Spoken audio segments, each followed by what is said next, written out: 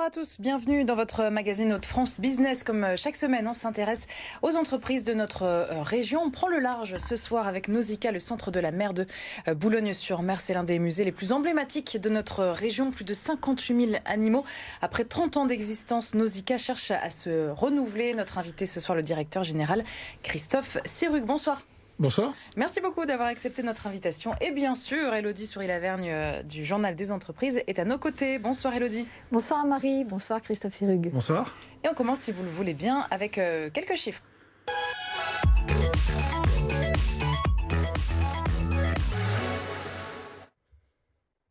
Nausicaa, c'est 225 salariés, un chiffre d'affaires de 14 millions d'euros.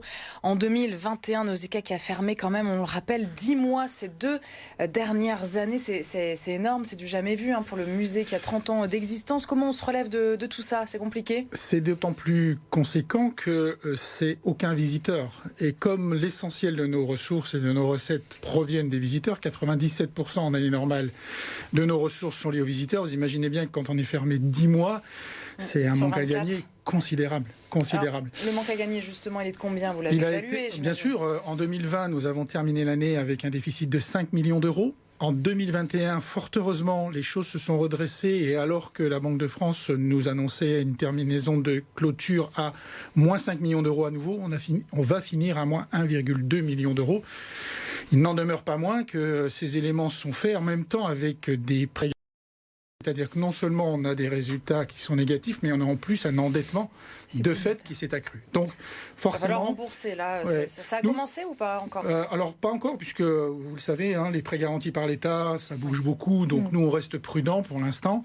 Cela étant dit, il faut qu'on fasse quand même attention de faire, de lisser tous ces éléments sur les périodes qui vont s'ouvrir. On considère nous qu'il nous faut 4 à 5 ans pour absorber les conséquences de ces 2 années qui ont été extrêmement violentes. Alors dans ce contexte compliqué, vous venez d'achever une augmentation de près de 7 millions d'euros. C'est lié directement à la crise ou il y a d'autres raisons? Il y a 2 raisons. Il y a une raison conjoncturelle et une raison structurelle. C'est que depuis l'extension de 2018, nous avons changé de taille. Pour vous donner 2 chiffres, là encore, sans assommer de chiffres, en 2017, le chiffre d'affaires, c'était 5. En 2019, 21 millions d'euros. On avait un capital social à 1,8 million, il ne pouvait pas rester aussi faible et donc il avait été décidé à l'époque de réfléchir à une augmentation de capital. C'était une suite logique. Complètement de l'extension. Se sont ajoutées les conséquences qu'on vient d'évoquer. Situation de pandémie et forcément les 2 cumulés font que nous avons accéléré ce phénomène, cette volonté d'augmentation de capital avec ce que vous venez de mentionner, c'est-à-dire un capital qui passe de 1,8 à 8,6 millions d'euros. Nous continuons à discuter avec des entreprises puisque le Conseil a donné autorisation jusqu'à 10,8 millions d'euros maximum de capital et il n'est pas impossible que d'ici la fin de l'année 2022 ou début d'année 2023 de nouveau des entreprises qui nous rejoignent. Avec des actionnaires un peu particuliers, des sociétés locales de pêche, de transformation du poisson. Alors je dis particulière, mais non, finalement on reste dans le même esprit. En fait, on a voulu travailler sur 2 dimensions. À la fois des grands groupes, parce que ça nous permet d'assurer un apport financier conséquent, et en même temps un ancrage territorial qui pour nous est déterminant, et il n'y avait pas dans le conseil d'administration ni dans les actionnaires de Nausicaa le monde de la pêche, comme ça aussi. Et donc je suis allé chercher avec le président Dominique Godefroy les acteurs du monde de la pêche, et nous avons en effet le groupe Le Garec, les sociétés comme Scogal, Sophie Pêche ou le syndicat des marailleurs qui ont intégré aux côtés de grands groupes, puisque EDF, via sa filiale Safidi, intègre notre capital. C'est le cas également du Crédit Coopératif, qui rejoignent d'autres, dont Veolia, qui est notre actionnaire privé majeur aujourd'hui dans le capital de Nausicaa. Et ces actionnaires privés, les sociétés locales de pêche et de transformation du poisson, concrètement, qu'est-ce que ça vous apporte? C'est symbolique? Je pense que c'est pas simple. C'est une locomotive économique du territoire. C'est quoi les retombées de Nausicaa sur le territoire? Alors les retombées de notre territoire ont été analysées, qui a été faite, une Kantar qui a été faite à l'époque et qui montre que vous avez de l'ordre de 4 millions de retombées annuelles de Nausicaa sur le Boulonnais. Ouais. Donc c'est considérable. Ça veut dire que alors en année normale 850 000 visiteurs, vous avez forcément des visiteurs qui ensuite vont se promener sur le territoire et qui ont un rôle à jouer de ce point de vue-là. Mais nous sommes aussi des acteurs du monde maritime et nous considérons que nous avons des messages à faire passer et le monde de la pêche participe de ces messages. Donc cet ancrage territorial, il est déterminant. Bien sûr, financièrement parlant, c'est plutôt les grands groupes qui nous amènent du capital, mais en termes de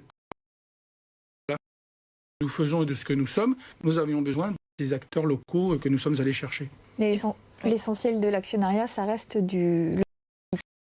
Puisque nous sommes une société d'économie mixte, donc nous devons avoir au moins 51% de notre capital détenu par des collectivités. Alors il se trouve que la communauté d'agglomération du Boulonnais détient aujourd'hui 56% du capital, avec un apport supplémentaire de l'ordre de 4 millions d'euros.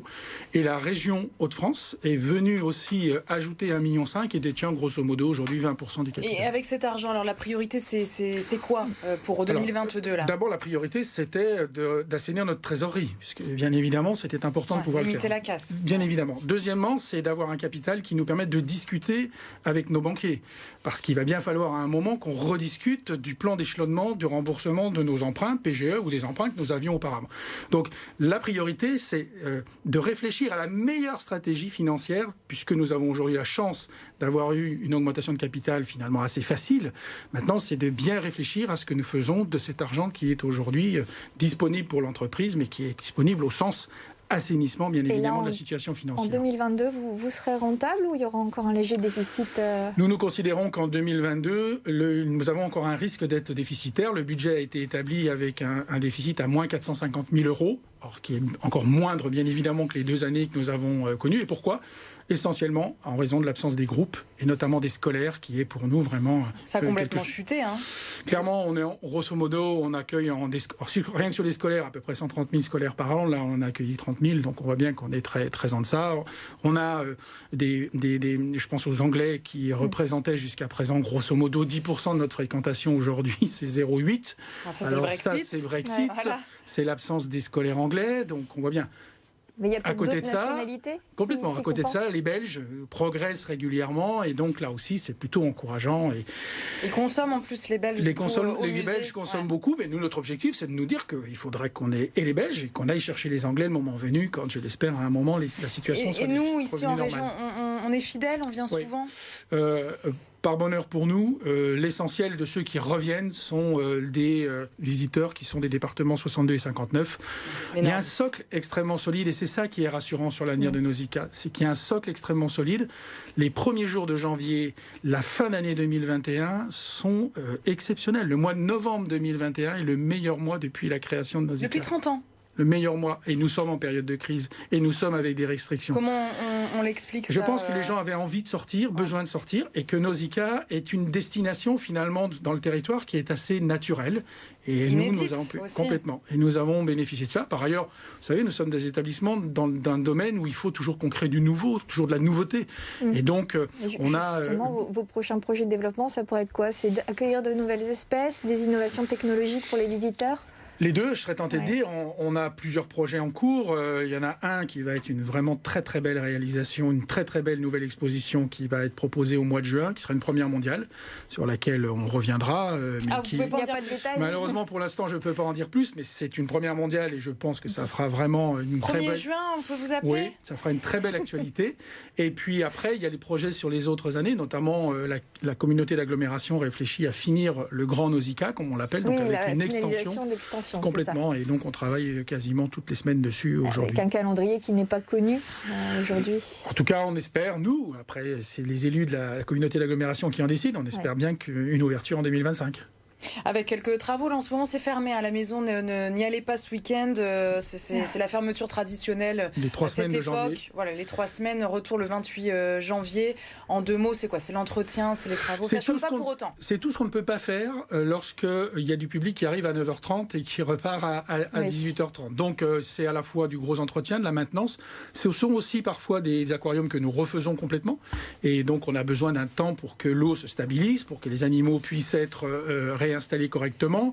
C'est de très gros travaux que nous faisons sur les infrastructures. Et puis, vous savez, c'est un établissement où il y a beaucoup de fluide, de l'eau, évidemment, de l'électricité, et donc on a besoin de renouveler constamment si on veut que la qualité de visite soit maintenue. C'est une grosse machine. On a une pensée aussi, bien sûr, pour les plus de 220 salariés de Nausicaa. Merci beaucoup, Christophe Sirug, d'avoir été avec nous. Vous restez avec nous pour la suite du magazine. Élodie, cette semaine, dans l'actualité du journal des entreprises, eh bien, on parle cosmétiques pour enfants. Oui, c'est le domaine d'activité de l'entreprise Watt, créée en 2018 au Touquet, qui commercialise des cosmétiques pour les enfants de 4 à 11 ans.